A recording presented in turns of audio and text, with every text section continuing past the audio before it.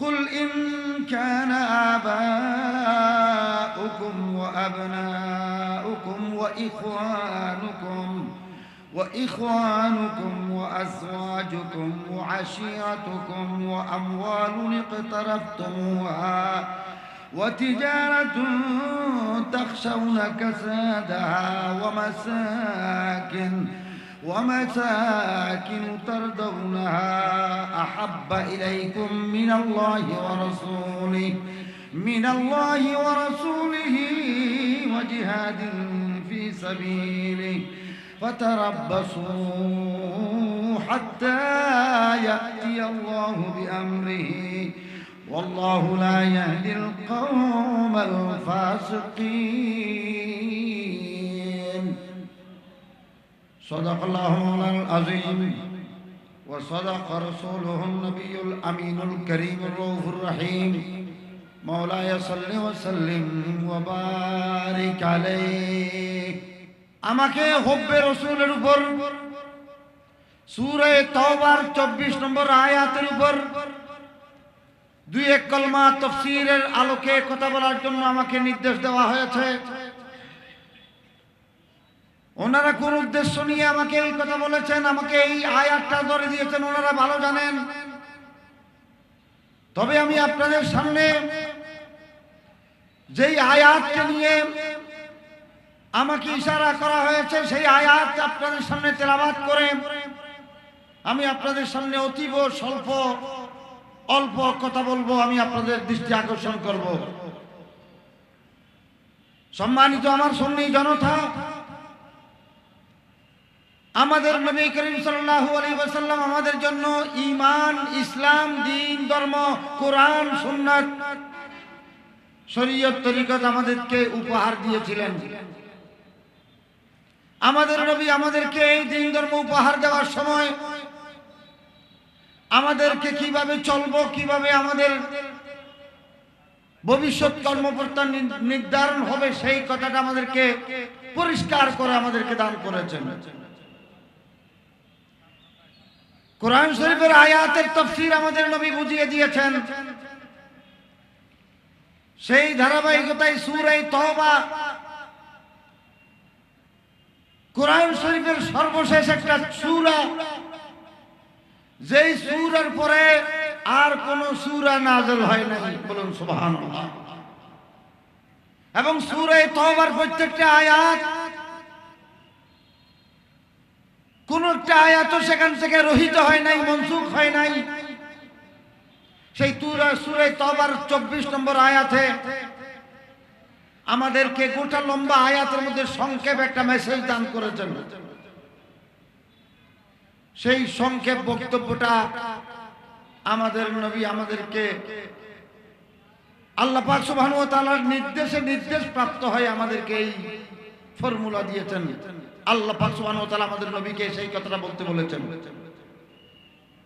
আল্লাহ পাক বলতে বলেছেন, কুল হাবিব, আপনি এই কথাটা ক্লিয়ার জানিয়ে দিন। ইন কানা আবাউকুম ওয়া আবনাউকুম, সেখানে 8টা জিনিসের কথা বলা হয়েছে। আমি সময়কে বাঁচানোর জন্য আমি বিষয়বস্তুটা হাদিসের কোরআন শরীফের তরজমাটা দিকে দৃষ্টি আকর্ষণ করছি। কোরআন শরীফে সেখানে বলা হয়েছে, কুল ইন কানা আবাউকুম, তোমাদের বাপ, তোমাদের আব্বা, তোমাদের সন্তান, তোমাদের পূর্বপুরুষ, তোমাদের বাপ দাদা, তোমাদের সন্তান সন্ততি, তোমাদের ভাই ব্রাদার, তোমাদের স্ত্রী পরিজন, তোমাদের আত্মীয় স্বজন, তোমাদের ধন সম্পত্তি, তোমাদের ব্যবসা বাণিজ্য এবং তোমাদের বিল্ডিং বালাখানা, তোমাদের টাকার ঘর, এই 8টি। এখানে আমাদের আত্মীয় স্বজনের মধ্যে 5টি, আর 3টি হচ্ছে আমাদের ধন সম্পত্তি, আমাদের ব্যবসা এবং আমাদের থাকার ঘর। এগুলো যদি আল্লাহ এবং আল্লাহ রসুল থেকে বেশি প্রিয় হয় তাহলে তোমরা ইমানদার নও, খোদার গজবের জন্য অপেক্ষা করো, তোমরা ফাসিক, তোমরা ইমানদার নও। তোমাদের সন্তান থেকে আমাদের নবীকে বেশি মহব্বত করতে হবে, বাপ থেকেও বেশি মহব্বত করতে হবে, স্ত্রী থেকেও বেশি, আত্মীয় থেকেও বেশি, ভাই ব্রাদার থেকেও বেশি, মাল সম্পদ থেকেও বেশি, ব্যবসার থেকেও বেশি, এবং তোমাদের ব্যবসা ঘরবাড়ি থেকেও নবীকে বেশি মহব্বত করতে হবে। তখনই তোমরা ঈমানদার হবা। এগুলো যদি নবীর থেকে বেশি ভালোবাসো, এগুলো যদি নবীর থেকে বেশি প্রিয় হয়, তাহলে অপেক্ষা করো হাত্তা ইয়াতিয়া বিআমরি, হাত্তা ইয়াতি আল্লাহু বিআমরিহি, আল্লাহ পাকের গজব আসার অপেক্ষা করো। আমাদের এই সুন্নিয়ত, আমাদের এই আহলে সুন্নাত ওয়াল জামাত, এবং যুগে যুগে আহলে হক তথা ইসলামের মূল ধারা আহলে সুন্নাত ওয়াল জামাত এই মুহাব্বতের উপরেই প্রতিষ্ঠিত হয়েছে। এটা কোরআন শরীফের আয়াত। হাদিস শরীফের মধ্যে এই আয়াতের সপক্ষে আমাদের নবী ঘোষণা করেছেন। আমাদের নবীর সাহাবী হযরতে আনাস এবং হযরতে আবু হুরায়রা, দুনো সাহাবী এবং আরো অন্যান্য সাহাবায়ে কেরাম riwayat করেছেন, আল্লাহর রাসূলের সাহায্য করেছেন। সহিহ বুখারী শরীফের প্রথম দিকে প্রথম পারাতে ইমামে বুখারী বিশ্ববিখ্যাত ইমাম, সারা পৃথিবী যাকে মানেন সেই ইমাম বুখারী তার নিজস্ব সনদে বুখারী শরীফের শুরুতে 15-16 নম্বর হাদিসে তিনি স্পষ্টভাবে ঘোষণা করেছেন, ইমাম বুখারী হাদিস নকল করেছেন। হযরতে আনাস বিন মালিক riwayat করেছেন, হযরত আবু হুরায়রা riwayat করেছেন। আবু হুরায়রা riwayatের মধ্যে আল্লাহর রাসূল খোদার কসম করে বলতেন, ওয়াল্লাযী নাফসি বিয়াদিহি, খোদার কসম, লা ইউমিনু আহাদুকুম, তোমাদের মধ্যে কোন ব্যক্তি ততক্ষণ ঈমানদার হতে পারবে না হাত্তা আকুনা আহাব্বা ইলাইহি মিন ওয়ালিদিহি ওয়া ওয়ালিদিহি, যতক্ষণ পর্যন্ত সে তার মা বাপ ভাই বন্ধু পাড়া প্রতিবেশী সবার থেকে আমি নবীকে যতক্ষণ পর্যন্ত বেশি মুহাব্বত করবে না ততক্ষণ ঈমানদার হবে না।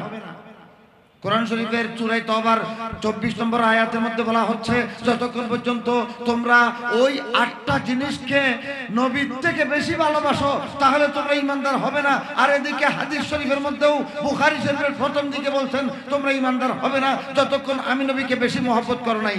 আবার 26 পারাতে হযরতে ওমর বিন খাত্তাব রাদিয়াল্লাহু তাআলা আনহু riwayat করেছেন, সেই বুখারী শরীফে সেই হাদিসটাও এনেছেন। হযরত ওমর রাদিয়াল্লাহু তাআলাকে আল্লাহর নবী সরাসরি বলছেন, হে ওমর, তুমি ততক্ষণ পর্যন্ত ঈমানদার হতে পারবে না যতক্ষণ পর্যন্ত আমি নবীকে তোমার নিজের জান থেকেও, তোমার নিজের জান থেকেও আমি নবীকে বেশি মহব্বত করো নাই। তাহলে কোরআন শরীফের আয়াত এবং এই হাদিস শরীফ, আমি যদি বক্তব্যকে সংক্ষেপ করি, কোরআনের একটি আয়াত এবং এই হাদিস শরীফকে সামনে রেখে যদি কথা বলি, তাহলে আমি এই সিদ্ধান্তটা দিতে পারছি, আমি কোরআন শরীফ থেকে এই কথাটা বুঝতে পারছি, নবীর মুহাব্বতের নামেই ঈমান। ইমামে আলা হযরত খুতবার মধ্যে সেই হাদিস সংক্ষেপ হাদিসটা নিয়ে এসেছেন, আলা হযরত বয়ান করেছেন এবং হাদিস শরীফের মাধ্যমে আমাদেরকে জানিয়ে দিয়েছেন, আলা আলা লা ঈমানা লিমান লা মুহাব্বাতা লা, মুহাব্বতে রাসূল ছাড়া, মুহাব্বতে নবী ছাড়া ঈমানদার হওয়ার কোনো পন্থা নাই, কোনো রাস্তা নাই। আমার কথা যদি আপনারা বুঝে থাকেন তাহলে দুইটি হাদিস এবং একটি কোরআন শরীফের মাধ্যমে আমার বক্তব্য একটাই মূল শিরোনাম, যেই শিরোনাম বাংলাদেশ ইসলামী ছাত্র সেনা যখন শুরু হয়েছিল তখন ওনারা আমাদের হেডলাইনের মধ্যে লিখে দিয়েছিলাম যে রসুল প্রেমই খোদা প্রাপ্তির পূর্ব শর্ত। আমার ডান পাশে আমাদের গর্বের আল্লামা আবু নাসের তালুকদার ভাই, উনি তশরিফ আনেন, সুন্নিয়তের জন্য অনেক কষ্ট করেছেন। এই সমস্ত ব্যক্তিবর্গরা এই ডায়লগগুলো ওনাদের মুখস্থ ছিল, এখনো আছে। রসুল প্রেম খোদা প্রাপ্তির পূর্ব শর্ত, সাহাবায়ে কেরাম সেই কথাটা সিরিয়াসলি মেনেছেন এবং ইসলামের মধ্যে সাহাবায়ে কেরামকে স্টাডি করলে একটি কথাই আমরা পরিষ্কার বুঝতে পারি, নবীর প্রেমের নাম ঈমান। আল্লাহ তো সুন্দর করে বলেছেন, জান হ্যায় ইশকে মুস্তাফা রোজে ফজু करे खुदा जिसको है दर्द का मजा, जिसको है दर्द का मजा, नाज दवाम उठाए क्यों फिर के गली गली तबा, चोकरे सबके खाए क्यों दिल को जो अकल दे खुदा। आला हज़रत बयान করছেন জান है इश्क मुस्तफा। মোল্লা জামিও বলেছেন, ডক্টর ইকবালও বলেছেন, মগজে কুরআন রূহে ঈমান জান দীন হাসতে হুব্বে রাহমাতুল লিল আলামিন। কুরআন শরীফের মগজ হচ্ছে নবীর প্রেম, দ্বীনের জান হচ্ছেন নবীর প্রেম, ঈমানের রূহ হচ্ছেন নবীর প্রেম।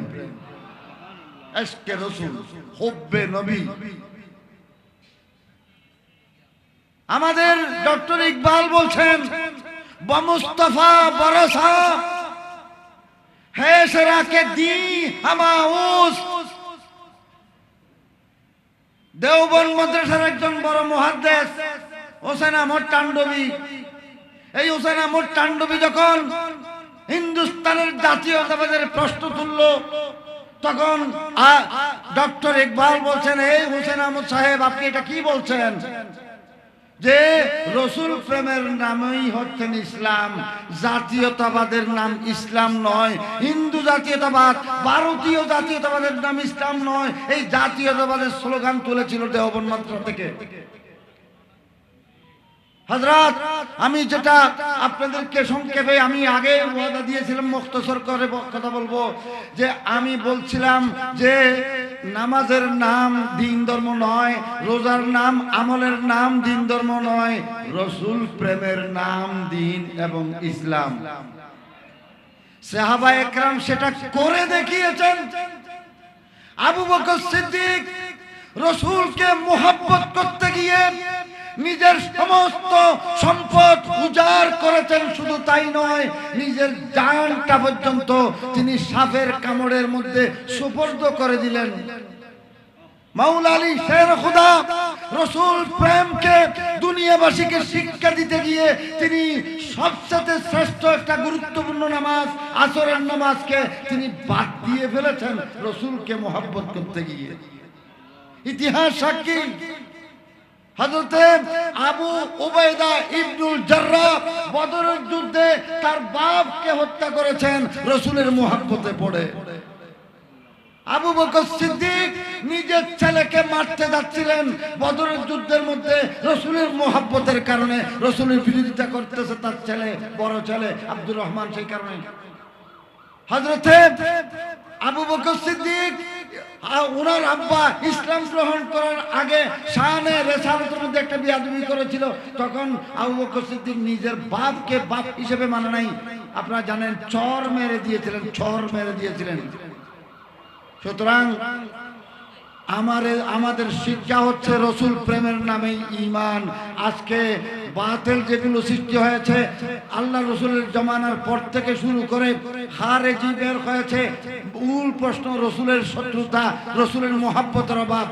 রাফেজি এবং শিয়াদের কাছেও রসুলের মুহাব্বতের অভাব। এবং আমাদের এই পর্যন্ত যতগুলো বাতিল ফিরকা সৃষ্টি হয়েছে, ভবিষ্যতেও যত বাতিল ফিরকা সৃষ্টি হবে, সবগুলোর মধ্যে সব ঠিকঠাক আছে, সব ঠিকঠাক আছে, শুধুমাত্র হুব্বে রসুল নাই। আমরা রসুলের মুহাব্বতের মাধ্যমে সবকিছু নির্ধারণ করি। আমরা আপনাকে গলাগলি করব, আপনি যদি রসুলের শান ঠিক রাখেন। আমরা আপনার সাথে ঐক্য করব, তখনও একটি মাত্র মূল মন্ত্র হুব্বে রসুল থাকতে হবে। রসুলের মোহাব্বত, শানে রিসালাতের উপর কোনো আক্রমণ যদি আপনি করে থাকেন, শানে আবু বকর সিদ্দিকের উপর, শানে ফারুক আজমের উপর, শানে উসমান, শানে মাওলা আলী, শানে মুআবিয়া, শানে আয়েশা সিদ্দিকা, 1,24,000 সাহাবায়ে কেরামের শানে যদি আপনার এক জোড়া পরিমাণ বেয়াদবি থাকে, সেটার থেকে যতক্ষণ তওবা করেন নাই ততক্ষণ আপনার সাথে আমার কোনো প্রেম প্রীতি নাই। কারণ রসুলের কারণেই আমি আপনাকে ভালোবাসি, রসুলের জন্যই আমি আপনার শত্রুতা করি। সুতরাং আল হুব্বু ফিল্লাহ ওয়াল বুগযু ফিল্লাহ, মানে রসুল পাক সাল্লাল্লাহু আলাইহি ওয়াসাল্লাম আমার সামনে থাকবে, আমি নবী অন্তরের মধ্যে নবীকেই স্থান দিয়েছি। সুতরাং নবী প্রেমেই হবে আমাদের সমস্ত সুন্নিদের মেইন স্লোগান। আমরা বাতিলের বিরোধিতা করি, ফলানা ব্যক্তি নবীকে কাউবয় বলেছে, আমরা তাকে কাফের বলতেছি, মুরতাদ বলতেছি, তাও শুধু রসুল প্রেমের কারণে, অন্য কিছুর কারণে হয়। সুতরাং রসুল হচ্ছেন দ্বীনের মূল, রসুল হচ্ছেন কোরআনের মূল, রসুল হচ্ছেন ইসলামের মূল। রসুলের বিরুদ্ধে জর্রা পরিমাণ যেই ব্যক্তি বেয়াদবি করেছে, আমাদের বক্তব্য নয়, যুগ যুগ ধরে সমস্ত মুফতিয়ানে কেরামের বক্তব্য, সেই ব্যক্তির ঈমান নাই, সেই ব্যক্তি মুরতাদ হয়ে গেছে। সুতরাং আল্লাহ পাক সুবহানাহু ওয়া তাআলা আমাদেরকে হুব্বে রাসূল, ইশকে রাসূলের উপর আমাদেরকে অটল মজবুত থাকার তৌফিক দান করুন। আমিন। ওয়া আখিরু দাওয়ানা আনিল হামদুলিল্লাহি রাব্বিল আলামিন। আসসালামু আলাইকুম ওয়া রাহমাতুল্লাহি ওয়া বারাকাতুহু।